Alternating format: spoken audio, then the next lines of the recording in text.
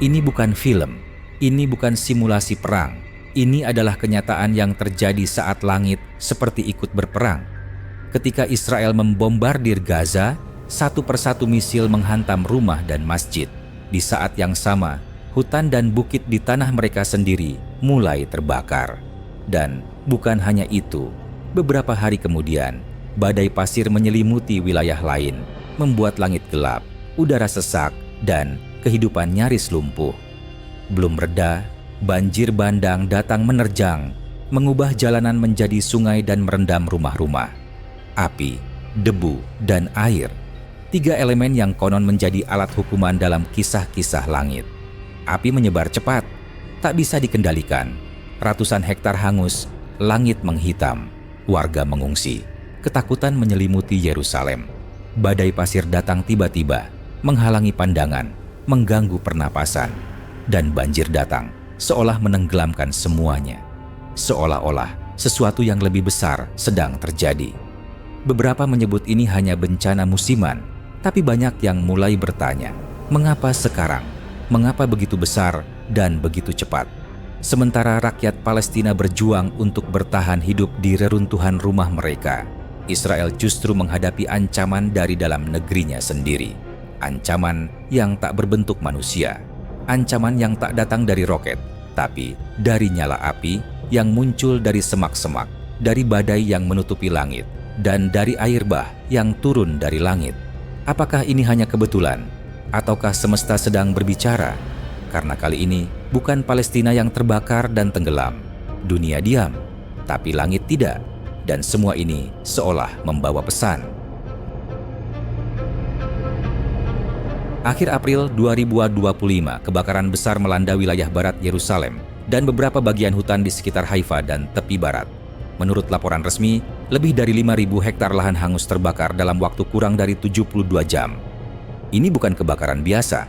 Ini adalah bencana yang mengingatkan orang pada kobaran api di Australia atau Amazon.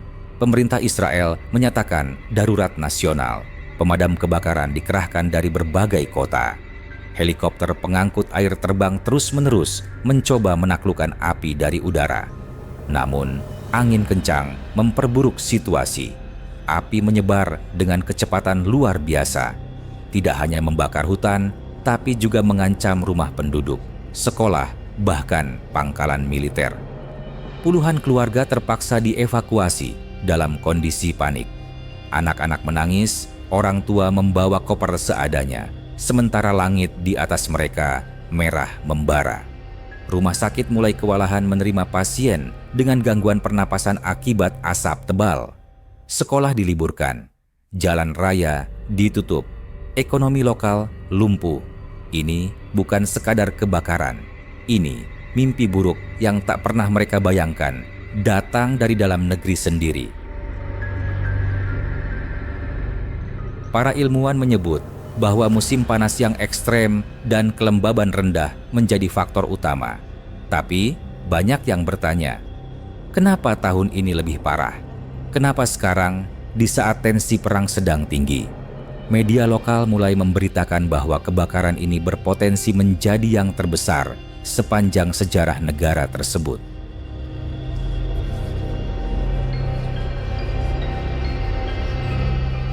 Dan belum selesai masyarakat memadamkan api, badai pasir datang.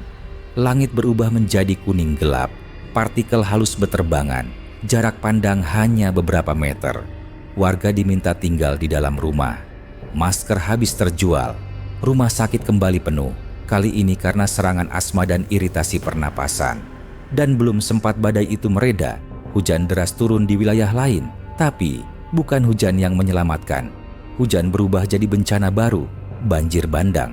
Beberapa kota seperti Petah Tikva dan Holon dilaporkan terendam. Jalanan amblas, saluran air jebol. Beberapa orang terjebak dalam mobil, tak bisa keluar karena air datang begitu cepat. Stasiun televisi menyiarkan adegan dramatis penyelamatan warga dari atap rumah. Sementara petugas masih sibuk dengan api, kini mereka juga harus menghadapi badai dan air. Sebuah ironi, terbakar di utara, tertutup debu di tengah, tenggelam di selatan, dan semuanya terjadi bersamaan. Bahkan, wilayah Negev yang kering mengalami longsor akibat hujan tak biasa. Para peneliti lingkungan menyebut pola cuaca ini sebagai anomali ekstrim. Ini bukan hanya krisis iklim, ini bisa jadi peringatan, karena ketika manusia kehilangan rasa empatinya terhadap penderitaan orang lain, alam mungkin akan mengambil alih peran untuk mengingatkan, tak lagi melalui kata-kata, tapi melalui bencana.